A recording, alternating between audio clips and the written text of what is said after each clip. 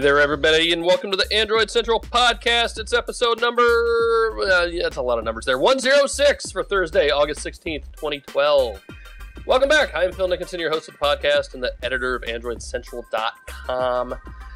And we're changing it up a little bit this week, so we're podcasting in the afternoon and not at night, which means a couple things. One, it means I don't have a big bucket of beer next to me. Wait, that's Jerry. It means I've been drinking Capri Sun all afternoon, so I'm kind of wired on that.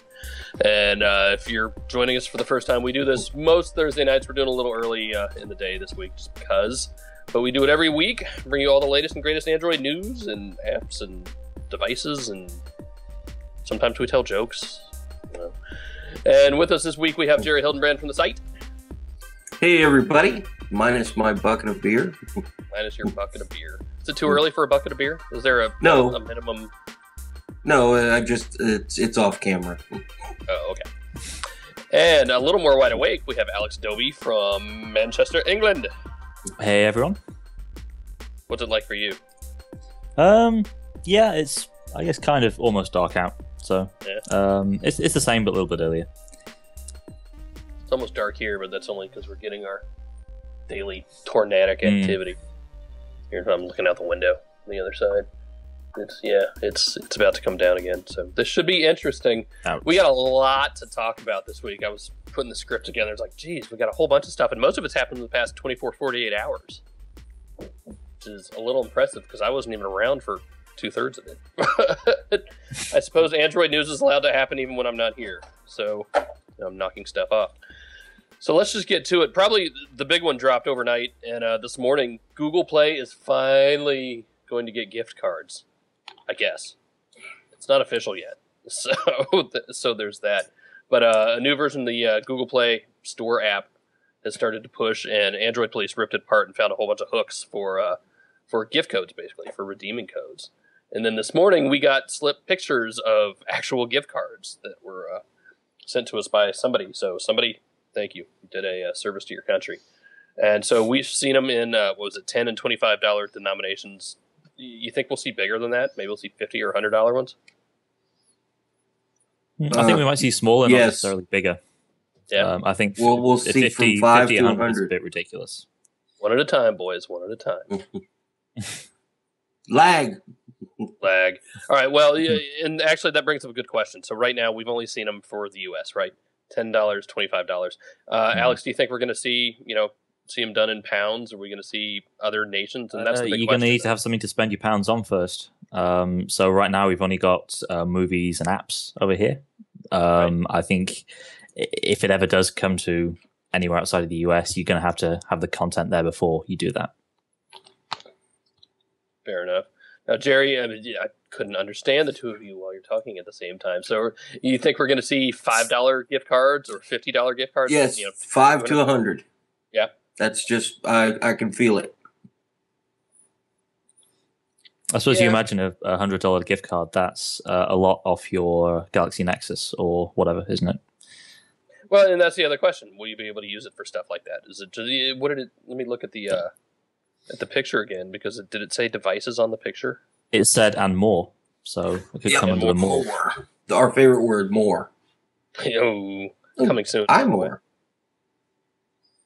We don't know when any of these are coming, actually, because remember they are unofficial. So Google has not announced anything. I would imagine it's coming. I hate to say coming soon. Imagine sooner rather than later. Right? If we're seeing them already reach stores, so if they printed them out, they're coming soon. Yeah, they're getting them ready for November. I don't think we're going to see them before then. But they're already we got them from a store somewhere. So that's that's like last step before I'm able to buy them. I think that changes my whole guess on the thing. Yeah. Yeah.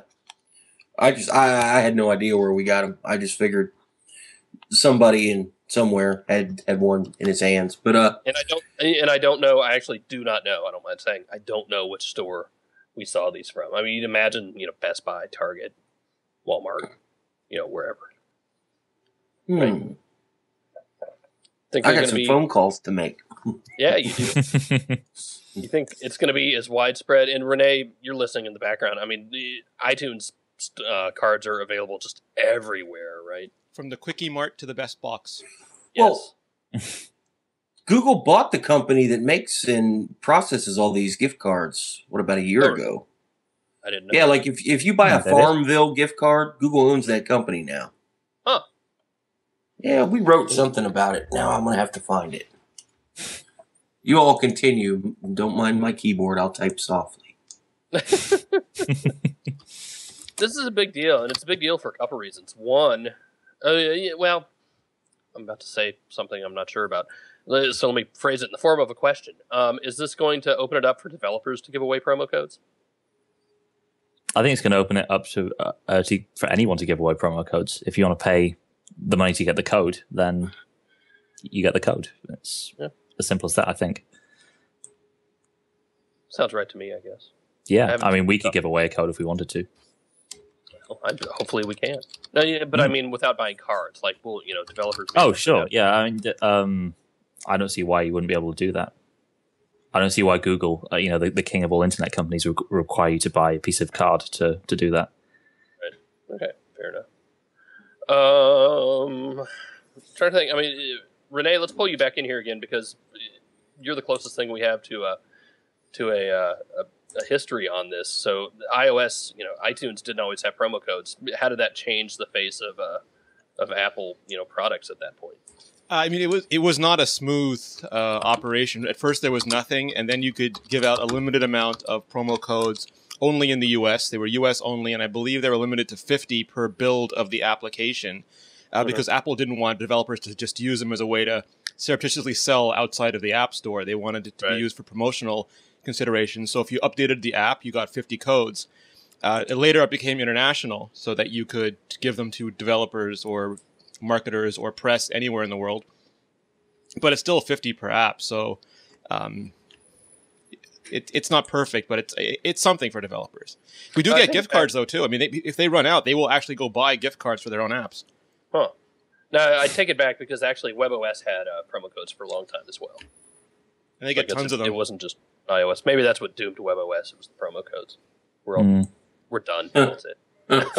No, this is a big deal. It's a very exciting deal because now I can buy stuff for, I don't know, nobody in my family because they all use Apple stuff. I'm going to go buy stuff for somebody else. Somebody I like, not my family.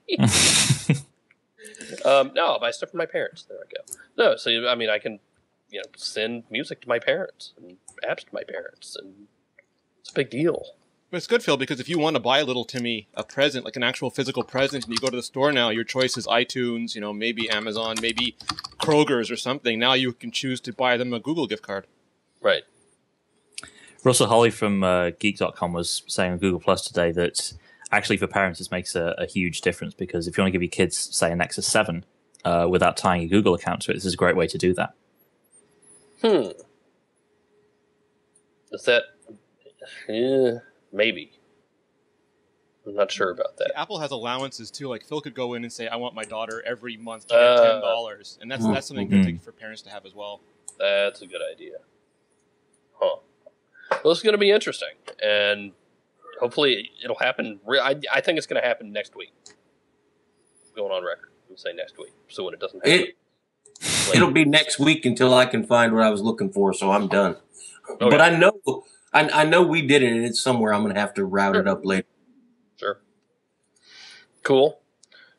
So, I mean, it's a simple thing, but it's a big thing, I think. So I'm very, very much looking forward to that. The other big thing from this week, so I spent the past 24 hours in New York City at the Samsung Galaxy Note 10.1 event. It's a tablet that actually Alex and I first saw at Mobile World Congress in February in Barcelona, but it's been changed up a lot. And so they redid a lot of the software. The hardware is not too different, I don't believe. Andrew Vaca is doing our review on it. He has already done a first look. He sat down with it last week. But my just 5-minute view is like, all right, it's a tablet with some really cool Samsung-y stuff on it. I can't handle the resolution anymore. It doesn't have Jelly Bean. And it doesn't have Jelly Bean yet. I mean, it will. But the question is when. But for me, it was the DPI. I know it's got 2 gigs of RAM in it, but just the animations weren't smooth. Some of the Oh, really? yeah. I mean, and this even compared to the S. I'm probably going to go buy one and play with it some more. I mean, this is one at an event, so I understand things can happen. But the one we looked at was not as smooth as I expected. The DPI makes a big difference, right? I mean, I've got a Nexus 7 sitting here, and I bounce back and forth between the Nexus 7 and a Retina iPad, and it makes a big difference, going back to something a lot less like that. So, I mean, and for me, for a top shelf tablet, which is what this should be, right? That's a big deal. Now that saying, the Wacom, S Pen is just awesome, and how Samsung has incorporated that, really, really good. Right, the software side is excellent. TouchWiz, I can take it or leave it on a tablet. I guess I think Samsung's done a pretty good job with it, but the interaction of the S Pen with the apps and the device is just have done a really, really good job. You remember much about it, Alex, from February? Kind of. I didn't spend a huge amount of time with it in Barcelona, but the overall user experience doesn't seem to have changed that much. Okay, it's a new version of TouchWiz. You've got somewhere to actually store the pen now, which is good. But I think, like you were saying, it's a top shelf product, but not quite. It's something they want to sell as a top shelf product, but you're missing the extra resolution. You've got TouchWiz on there, which you never really work particularly well on tablets. So there are a few things missing. I think it's going to take another revision of the whole Samsung tablet thing to get to where this sort of product needs to be. They're getting there, and I think they're making good strides. It's not to say it's a bad product, because I don't think it is. Photoshop Touch comes preloaded, so that saves you $10. That's a big deal. And Photoshop Touch on this sort of thing is really, really interesting. I wish I was more of a designer type who could actually get some use out of it. I mean, I struggle enough with Photoshop on a desktop, and we use it for different things. I think if you have these specific needs for it, it can be really, really interesting. They brought a Baz Luhrmann. I assume everybody who listens to this podcast knows who Baz. No, okay, big time, kind of artsy director. He did, Romeo and Juliet back in the day with DiCaprio and what's her name, right? I think he did La Boheme on Broadway for a while. I think I saw that one. I don't remember. He's doing the Great Gatsby right now with Leo, so he talked about that a little bit. So and they show him, here's how I'm doing things with the S Pen, and it was really funny. At one point, he says, "And here's how I'm using my Galaxy Note 10.1 with S Pen." Like it was almost like they had somebody in his ear telling him to say the entire name of the product. Like, ooh, really? And all of us journalists were seeing this is a press event. We're all kind of sitting there like we know exactly what just happened. Yeah. So they had him and they had Zach Posen, who's apparently a big fashion guy, and I'm obviously not really into fashion. Jerry is. I'm not. Oh yeah. Me and the Jacqueline Smith collection go way back. So it makes a little more sense for those guys. It shows them drawing sketches and stuff like that, and I get that. But again, those are pretty acute needs. Those are a very directed focus. Like I try to think about how I could use this stuff in my daily life, and just I'm not sure. It does become a lot more feasible to do all this drawing stuff on with the 10.1 inch screen, though. They showed a lot of this drawing stuff on the original Note back in October, whenever it was last year, and you could see potential, but you're still limited by the 5-inch screen. With this big tablet display, it becomes a lot more realistic to be able to do a lot of your design work on this thing. Yep. So we'll see. I mean, it's still $500 for the 16. Yeah, it's more it's ridiculously expensive in the UK, as is always the case. And I mean, I guess that's not unreasonable for a 10-inch tablet, but I'm sitting here, with a $200 7-inch tablet that I use every day now, and I'm going to have a hard time paying too much more than that. And this is a conversation Renee and I have been having over the past week over the iPad Mini, or whatever the hell it ends up being called. But I'm having a real hard time justifying, $500-600 for a tablet now when I've got a 7-inch $200 tablet sitting right here. Is that just a non-starter for you, Jerry? The price? No, I can't see paying a premium for a device that doesn't have current software on it. Sorry, I've used Jelly Bean. I would not want to go back to ice cream sandwich unless I absolutely had to. And I don't have to because I can buy 2 Nexus 7s for the cost of 1 Galaxy Tab 10.1. 2.5. I guess that kind of leads into another thing we've got on our list here, but I think for TouchWiz devices, Jelly Bean isn't going to make a big difference. I guarantee you the Note 10.1 will be almost identical on Jelly Bean as it is on Ice Cream Sandwich. Yeah. Then that's one thing they are gonna have multiple styles of S Pens, so that's kind of cool. But still, I mean, you're not changing the function of them, with the different pens. It's just a lot of money. And the early, I think they gave out a couple review units already, and we've got ours now. Actually, here's the bigger story, I think, and this is the big deal. I'm already walking this back in my head. So they initially announced this thing in February, right? And then we have the second event actually launching it, and then it's available the next day. That's kind of nobody has done that in Android yet, right? Has anybody else? Well, see, again, I'm kind of walking it back. I mean, we've had individual device releases. They've all been sort of mid-rangey stuff that we'll get a press release and they'll say you can buy it tomorrow, but nothing. Yeah, like the Droid serious. 3 will leak for 6 months, yeah. And finally Verizon announces it. Oh yeah, you can go buy it tomorrow. You can buy it today. And that's so. All right, maybe I'm getting off on that. And the really weird thing was some retailers actually got stock like 2 weeks before this, and were putting it up for sale. So obviously it's been done for a while. They were just, I guess, biding their time. What do you think? No, I don't think you're wrong, Phil, because I get the same impression that I know we've seen it before. The Droid 3 was a great example. Just because we know it doesn't mean it's official, and then here it's official, you can buy it tomorrow. But I get the feeling that Samsung, with the last few devices, have been, here it is, and guess what? You can buy it right away. Right. So they're doing something differently than they used to do, or we wouldn't be feeling it that way. How crazy would it be if in 2 weeks they did the same thing with the Galaxy Note 2? It's the way they should be doing it.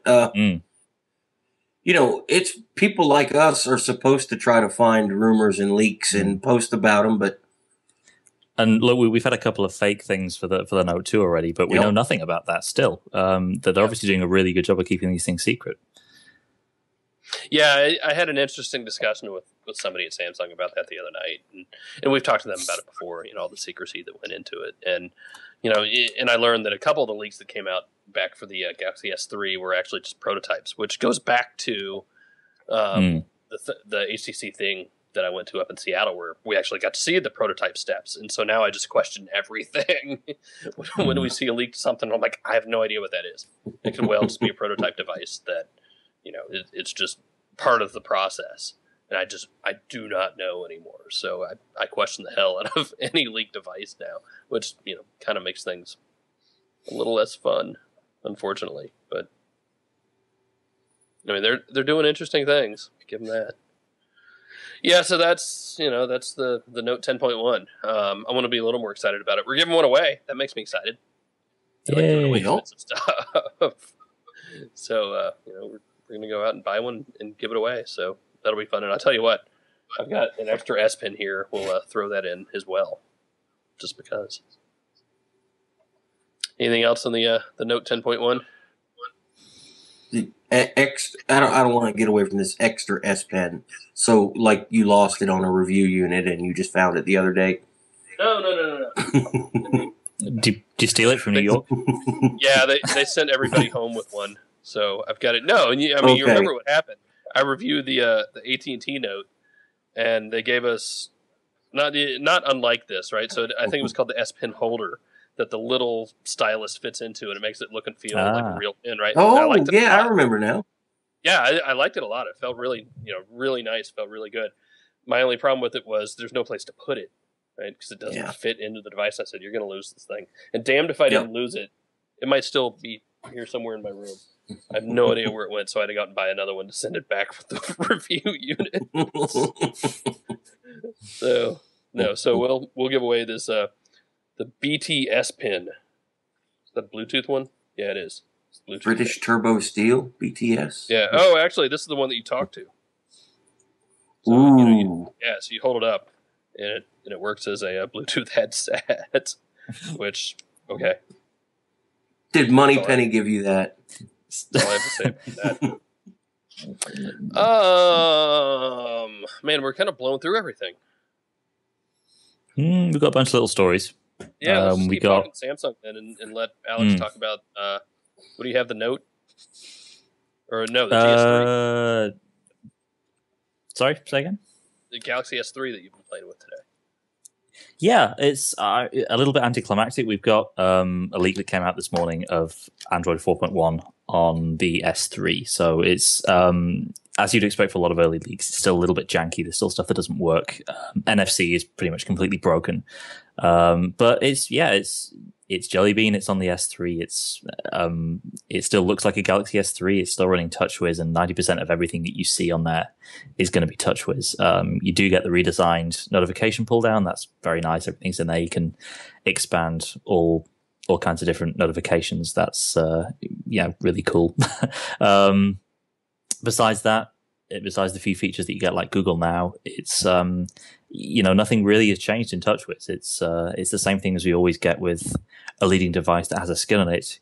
Your OS gets updated, it's still the skin that you see. So I think maybe a few people are going to be underwhelmed when they get this, when the official version rolls out. But at the same time, it's impressive that so this build was dated, I think, 31st of July. So that's 2 weeks after the code drop. Samsung already has working builds, which is pretty impressive. Yeah. It's coming. I mean, it's just all a matter of when. As long as Google... Go ahead, I'm sorry. I was going to say, as long as Google Now and the new notification things are in there, I'd be satisfied.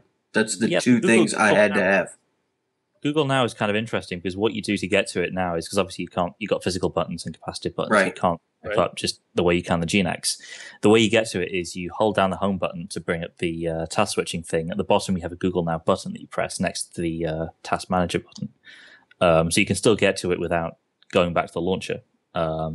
It's still a little bit convoluted to do, but at least there's a shortcut there, and at least Samsung recognizes it's an important part of Jelly Bean. Yeah, that just goes back to my hate of the home button. Yeah, and it's a limitation of the hardware. They're doing the best they can with what the decision they made last year when they were designing this thing. But what can you do? I think I'm finally going to go buy one tomorrow. Yeah, you're not going to wait for the Note?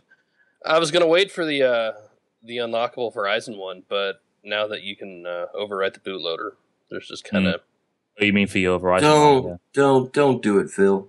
Do the right thing and buy the dev model. Support that decision. I'm waiting. I know, but support that decision, or they'll take that kind of choice away from us in the future. But if we can just unlock stuff anyway, do we need that? Well, I think Jerry's right. Yeah, Jerry's right in principle, but I like the way that sounded. But what?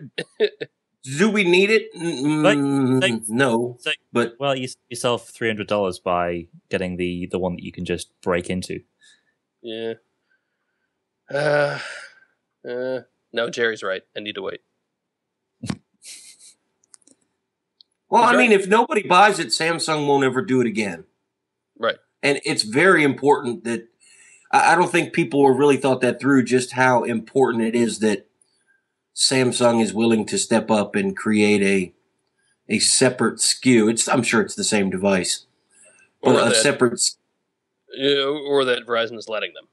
Right. That deserves our support.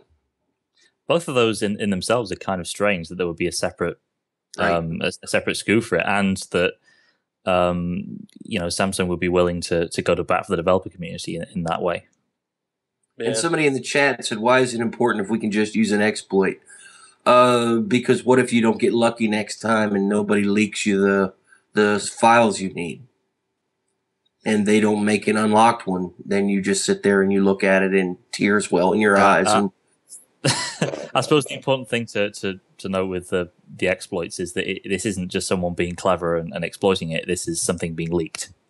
Oh yeah, nobody Right, cracked that AES encryption on that thing. It's impossible. Yeah, no. So somebody got got an unlockable bootloader, right? Or the engineering ones is what you see a lot of time. Yeah. Lou in the chat room asks, every time I hear Phil talk about how much he hates the home button, he says he's going to buy one. I don't understand. Such is my life, sir. I don't have an explanation for it either. I have the unlucky position where I have to have a lot of the stuff around for my job. So I like the rest of the phone a lot. I do. Right. I think the display is really good. It's really fast. The software I can either use or not use. I can put something else on top of it if I want to. The home button's just a part of it. And again, we've talked about this before. I disagree with the reasoning behind it. I disagree with the design. Does it kill the device for me? No. Now that said, I think if I were spending my own money on it, my answer might be a little different. But that's why we have and that's one of the great things about this. That's why we have choice. That's why I can go buy an HTC phone, or I can buy a Galaxy Nexus. And I walked into the Samsung event yesterday, carrying both. So it's a big deal. But for me personally, that's why. Just because I have this weird job where I have to have all this stuff. So I love all my children equally, more or less, sort of. I feel like we should talk about the gift cards more, but there's not a lot more to say. Yeah, I mean, I keep seeing them up there in the script. It's like, damn, this is a big deal. Product. What about Pinterest for Android? That's a big deal.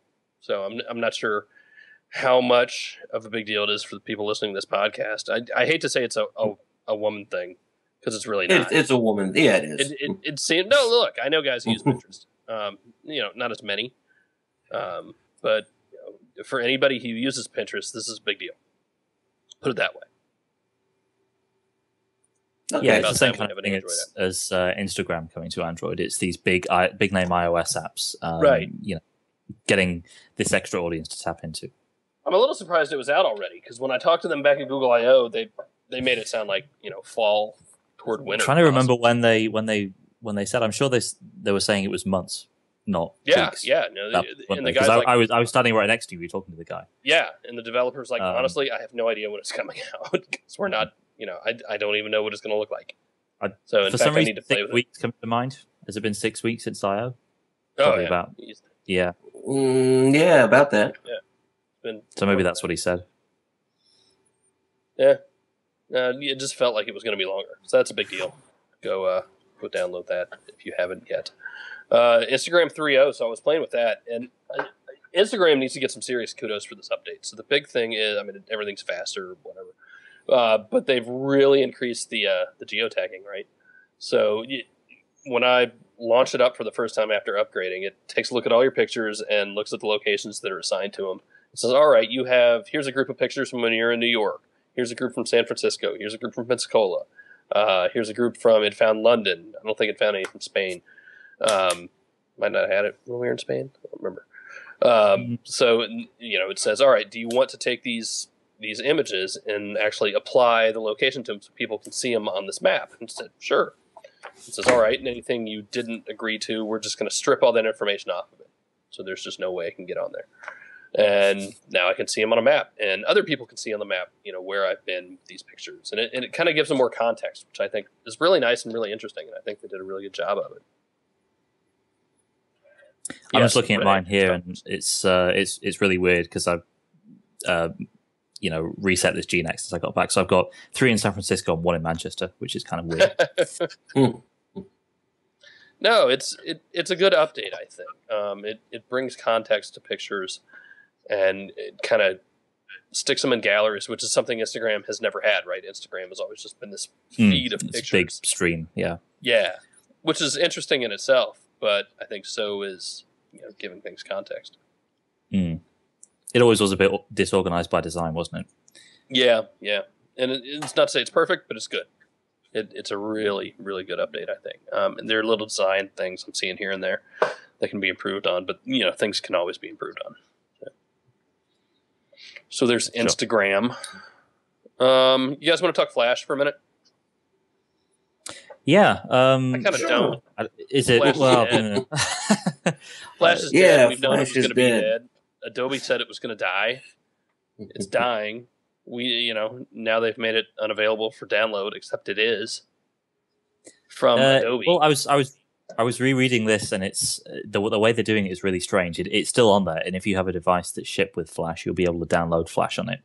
The difference is if you have something that didn't come with Flash or something that is running Jelly Bean, like this S3 with Jelly Bean, you're not going to be able to update it. So even if you buy a phone that's a new phone tomorrow that isn't certified for Flash, that's running either ICS or Gingerbread or Jelly Bean or whatever, you're not going to just be able to go to the market and download it. And that is the big thing that's happened this week. But you can still download it from Adobe. Yeah. Well, kind of. You can download it. The one from Adobe doesn't work with Jelly Bean, the one on their site. So, I get that. Kind of. And in fact, Paul O'Brien just made a little app and stuck it in the Play Store that will go and download it from Adobe's site for you, so you don't have to go find it, which is a brilliant idea. But it is as good as it is and as cool as it is that he just made it easy for everybody. Part of me is like, no, stop! You're enabling. Stop using Flash. Yeah. Stop using Flash. Well, then let's get some developers to change the internet. Don't take away from me the ability to view most of the internet. And here I'm already getting emails saying, "But there's Flash on Android Central." Well, not by our doing. It's advertisers keep using Flash ads, and I wish they wouldn't. The only other Flash stuff on that's the problem, right? We need to get everybody to stop. Well, you know what? I'll go on record saying I prefer Flash ads and animation to HTML5 because I could use it as a placeholder and they didn't play automatically. Mm-hmm. But other than that, HTML5 probably is better. But it's not there yet. I mean, I don't want to see a bunch of big blue Legos all over my website. But was Flash ever going to get there? I think that's the reason Flash has been pulled, because it's constantly been almost good enough, and they've had to optimize it for every single platform that Android's running on. It's just too much work for something that's never going to be as good as something which is a standard that runs on every browser and isn't hooked into the hardware. But on the other side of that, Adobe made it so easy for just anybody to go torrent, the tools to make Flash content. Drag and drop, push a button, upload it, and done. HTML5 isn't that simple yet, and until it's that simple to create, it won't, go across the web. It's going to stay, more for the geeks and the tech guys and professionals to use. I think we're still in a weird transition sort of phase, aren't we? Yep. And it's still being a bit slower than it should be, maybe. And I'm not sure if there's any one organization that can move things along. But certainly Android moving away from Flash is going to be a big part of that. I think that obvious reasons. The smart thing to do is let's change the tools to create the content. Take away the ability to make easy Flash content and give people the ability to make easy HTML5 content, and the rest will work itself out. But as it is now, it's kind of it's going to be a big, I don't even know what word to use, because especially now it's in the daytime. But boondoggle. There we go. It's going to be a big boondoggle, and you're just going to, sometimes the web's going to look right, sometimes it ain't, and it's going to take a year or so for it to all work out, and that's just not the right way to do things to me. I don't know. I think of the little guy. If you stuck with Flash the whole time, then things were never going to change. You need to draw a line under Flash at a certain point and say, right, older devices can still run it, but from here we're moving on to HTML5, and I think that's what they've done this week. Yeah. But then that means if I go buy a new phone, I can't watch this podcast on AndroidCentral.com. You can if you read our post and download the version that is linked in there. Well, I'm saying I can't. You should have to do that, yeah. You shouldn't have to. But you can't watch it on the web. That's the problem. Right. I want to be able to open up the website on my tablet and watch the podcast. And whatever it takes to make that happen is what would be best. And unfortunately, it's impossible. So it ticks me off. Because I hate Flash. Like I said, the only thing I think it's better at is ads because I can set them not to play automatically. But other than that, I mean, I would like to see it go away. It's more resource intensive, but I don't know what to do. Phil, fix it. Don't enable. Tell the guys that run the internet to fix the whole thing. They don't take my calls anymore. Jerry, you want to talk about hacking your Nexus 7 the right way? That was an excellent post. So why do I want to hack it the right way instead of the wrong way? Because things go wrong. It's really easy to plug it in and download some little file and click a button and unlock and root your tablet, and that's great. But what if you can't boot? What if you are stuck in a boot loop and you can't get back to, the recovery partition? It's always nice to know how to manually do things. And it's especially great when somebody takes the time to explain all the manual process and give you links and everything like that. That's why when we saw that in the forums, I thought that was an excellent, that's something that needed to be shared around. I even think doing it manually is less scary than just pressing a button and doing a one-click route, because you actually, for yourself what you're doing. You're not just pressing a button and having some random opaque process happening to your phone. Mm-hmm. I agree. I like knowing, and I don't always remember, what changing to, what is it? You have to, I'm going to say it wrong and all the Linux nerds are going to laugh at me, but chmod or whatever that is. When you start changing read-write attributes, and was it 755 you get changed to a lot? File permissions, yeah. Yeah. So, those are good things to understand, and I actually have to do a little bit of that in my daily work now. So, that sort of thing translates a little bit, and suddenly I say, oh, hey, all right, so that's what I'm doing on my phone.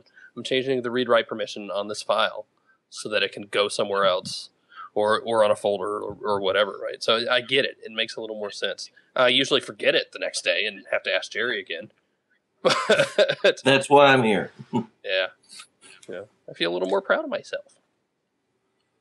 I guess we talk a little bit about the Galaxy S3 bootloader, and that's sort of the same sort of thing, right? Well, not really, I guess. It's not hacking. It's just someone leaking stuff, break stuff open. Well, no, the guy who figured out how to use the leaked one and flash it to the secure one, he deserves our credit for his little method. That was great. But it wasn't that we pulled the bootloader off and discombobulated it or anything. Like you were saying, it would have been impossible without this other leaked engineering ROM thing. Right, we'd still be trying to crack it in the Ares if it wasn't for leaks. That's true. Oh, God, I forgot about that. That poor thing. Anything else we want to discuss before we get to emails and voicemails? We're running a little ahead. That never happens. Because we're short on people tonight, aren't we? Well, yeah, that's part of it. We can talk about less bickering. Chat room wants to talk about the not safe for work section. No, just go click on the stories. That's what they're there for. I'm not going to talk about it. Can't talk about it. We can write about it. I'm not going to talk about it. It's like the Fight Club. Yeah. First rule about not safe for work is you don't talk about not safe for work. Just go click on it. All right, well, let's get into the emails and voicemails. So we got 4 voicemails. I can only understand the names on 2 of them, so we'll do those first. And for the other 2 guys, I apologize, but it doesn't always come out. So we'll read off how to contact us here at the end of the show. But remember, you can always just record it, on your computer and send it in, which usually almost always sounds better. So keep that in mind. So with that, why don't we start off with John Paul is back yet again. Hi, this is John Paul calling for the Android Central podcast. I have a question about battery maintenance. I've actually tried to look this up, and it seems like everything I find online or in the forums is based on hearsay and speculation. is there a best way to like maintain your battery in terms of charging it and discharging it? I've read some places that say you should fully discharge it and fully charge it. You know, you shouldn't just leave it plugged in to while you use it, like trickle charging. You know, but I've also read that fully discharging it causes extra stress and actually decreases the battery life. I guess I'm just trying to find a reliable source of information on that. Anyway, I appreciate the answer. Love the show, love the site. All right, thanks. Bye. For me, I would say go find something better to worry about. Yeah, unless you're using rechargeable battery from like 1993, then you don't need to worry about that sort of thing. Yep, and somebody in the chat room just asked what we do for a living. I'm an electrical engineer, or was. So I get this question a lot, and I don't never designed a battery or anything like that, but officially it's a newer, late model lithium-ion battery. Its life is measured in charge cycles. For grins, we're going to say that its life is 100 charge cycles. If you charge it a third of the way, that's 1/3 of a charge cycle. When it gets all the charge cycles used, it starts to hold less and less charge. Doesn't matter how you get there or, what you do to get there or discharge it the whole way. Leaving it plugged in, if it keeps it hot, can be bad. But other than that, I mean, this is all just people have noticed things that seem to work better for them, so it gets spread across the internet. Nothing is official from the people that make these batteries. There's no official rules. Jerry, I thought of something while I was traveling, and I was going to ask you. So we talked before about using these 1 amp, 2 amp chargers, whatever they are, right? To charge everything faster. Is there a downside to that? Because it will. It's going to increase the heat. Yeah. And you increase the heat, you lose a little bit of the life. But I mean, I do it. I don't care if I lose 10 charge cycles on a device that it has a life of 15,000 charge cycles. I don't care about losing 1% of it. I'll take that increase in how much faster it charges them. Okay. Yep. And as long as your phone doesn't melt. Yes. Right. So I mean, yeah, there's just no real way to do it. Just do it. Fair enough. Okay, let's go on to Jeff. Hi, this message is for the Android Central podcast. My name is Jeff, Akuma in the forum. I just listened to the message when you were about to leave a podcast message, and I wanted to let you guys know that the reason that guy yesterday left his email address is that it's actually requested when you call that you leave your name, your email address, and which podcast you're calling for. So I'm not sure if that needs to get cleared up because you're going to be getting a lot of email addresses. Anyway, this message is for Jerry. You were talking about titanium backup as far as not backing up your apps against different ROMs because when the system files have changed, it can wreak havoc, I guess, on your new ROM. And I wanted to point something out. To Jeff Mouse in the Galaxy Nexus forums. If you go to the Verizon Galaxy Nexus root ROM and hacks forum, he actually posted a how-to with titanium backup and stated that what you want to do is back up your user apps and your newer user app version, but at no point back up your system data. And he made it seem like that's not going to have you run into any problems as far as your new ROM. So if you guys could just touch on that, let me know if as long as you leave system data out of your backups and your restores, should you be fine switching back and forth between ROMs? Some of the guys in those forums, they flash all day long, and I haven't heard any issues with them. So thank you very much. Love the podcast, guys. Take it easy. Yeah, the data files for an application, I guess it should be okay. I wouldn't try to restore data files for version 1 to version 2 of the app. But it gets tricky when you're, copying, deleting, and restoring databases and stuff like that. And if you use titanium backup and you notice that you have a little bit of oddness going on in your ROM, that'll be the first thing you'll want to look at. Yeah, never do system data between ROMs, never. So, but yeah, that sounds like a really interesting thread. I'm going to have to go in there and take a look at it. Cool. All right, now for the first of the two whose names I don't understand, and I'm sorry. Hey guys, I'm calling for the Android Central podcast. This is Cy in San Francisco Bay Area. I heard you talking about cameras having Android and how cool it would be.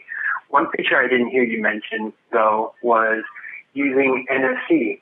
As cool as it'd be to just sync straight to Dropbox, I think it'd be even more cool and more fun to use NFC, so you tap your camera to someone's phone and you can share it. Maybe think like a new Polaroid. It's all digital. So you're in a show or somewhere and you're snapping pictures, and then you can just quickly trade photos with each other straight from the camera and using NFC. I think that would be awesome. I just wanted to mention that. Take care. Peace. Well, if your camera's running Jelly Bean, that's exactly what you'll be able to do if it has NFC. Yep. Well, but Samsung's gone even farther with all the stuff in the S3. Sure. Group share, yeah. Group share will share them automatically, not even NFC. Just you take the picture, and if it's set up to go out to that group or whatever, like right then it just goes. Or Wi-Fi, I mean, however it's set up, but you don't have to go touch somebody else's phone. Yeah, so is that S3 specific? Do we know if that's going to work on the Note 10.1? Because that's got the same version of TouchWiz, isn't it? Oh, I don't remember. I have to go look. Yeah, I don't know about NFC to transfer a 16 megapixel camera full res photo. It's going to be awful slow. I think we're better off sticking with Wi-Fi. Maybe to use NFC to initiate the transfer and the connection. I think that's what he's talking about. Yeah, well, and that goes to what Samsung's doing. Exactly that, right? They're using NFC to initiate a Wi-Fi direct download. Yep. Yeah, and Android Beam's the same. It's NFC and then it's Bluetooth for the heavy lifting. Right. So, all right. You want to do the very last voicemail? Hey guys, my name is Damiano Fulwoken, and I'm calling for the Android Central podcast. I just wanted to ask you guys' opinion on something. Shortly here, my wife and I are going to be upgrading our phones. We're going to be upgrading our phones. We are with Sprint. I know some people don't like them, but they've treated us pretty fine, so we are with Sprint. My main concern is cameras. I don't want to lug around a separate point-and-shoot camera and a separate phone camera. For all intents and purposes, I want the camera on my phone to be the primary camera I use for taking pictures of my daughters, so it needs to have decent zoom and, at the very least, take decent point-and-shoot shots, nice, clear, crisp point-and-shoot shots. So my options, I'm thinking, are between the Galaxy S3 and the HTC Evo 4G LTE, or the HTC One, it's pretty much the Sprint's version of the HTC One X, which I've heard has an amazing camera. So I just wanted to ask you guys, as far as point and shoot ability goes, for a camera I'll be using 80 to 90% of the time, which one of those is the better bet to go with? So thank you very much, and I look forward to your answer. Have a great day. Either one. Yeah. I mean, I found the camera in the 1X a little better for the way I take pictures, but that could easily change for the other guy. I mean, they both have really good cameras in them. Yep. Alex? Yeah, what Jerry said, basically. I think with the cameras that are in the HTC One series, you can't really go wrong. It's with the speed of capture and the quality of the sensor they've got in there and the chip, it's hard to take a bad picture on that phone. Yep. Hey, that's a good way to put it. I mean, it's hard to take a bad picture. Yeah, that's a good way to put it. Yep. All right, let's do a couple of emails. We'll get out of here. G writes, I'm writing to help the Galaxy S3 owner who wanted to restrict the data usage of the Gallery app to Wi-Fi only. An ice cream sandwich under settings and data usage. If you select any app, you can restrict the data usage to Wi-Fi only. I'm not sure if it's available on Samsung's version of Android, but that would be silly to remove this feature. Well, far be it from carriers and manufacturers. Silly like that. Alex was looking at it, but he's got that leaked Jelly Bean bill on there right now. Yeah, I've checked that in my leaked Jelly Bean build. It is not there. Whereas in stock ICS and stock Jelly Bean, it is there. I'm sure I remember that some people looked at this when the S3 first came out and noticed it wasn't there in the plain old Samsung ICS build either. I don't know why that is. It seems completely nonsensical. I don't know why they do that, but it seems like you can't restrict data usage. Right. Don't know why. Last line of that email. It'd be silly to remove this feature. Ding, ding, ding. Yeah, and it's not even a carrier thing because it's on the Unlocked International one as well. So Yep. it's got to be some sort of weird technical reason, I guess. Yeah. Okay. Which one do you want to take the last one? Go ahead, Sam Alex. writes, Sam writes, I carry a retired HTC MyTouch 4G Slide to use as a media player. I also carry a Samsung Captivate for regular phone use. I work in construction, so I always have my HTC running with a set of wired headphones and rarely have a free hand available.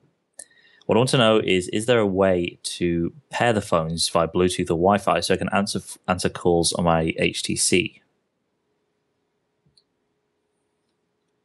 Good question. I don't know.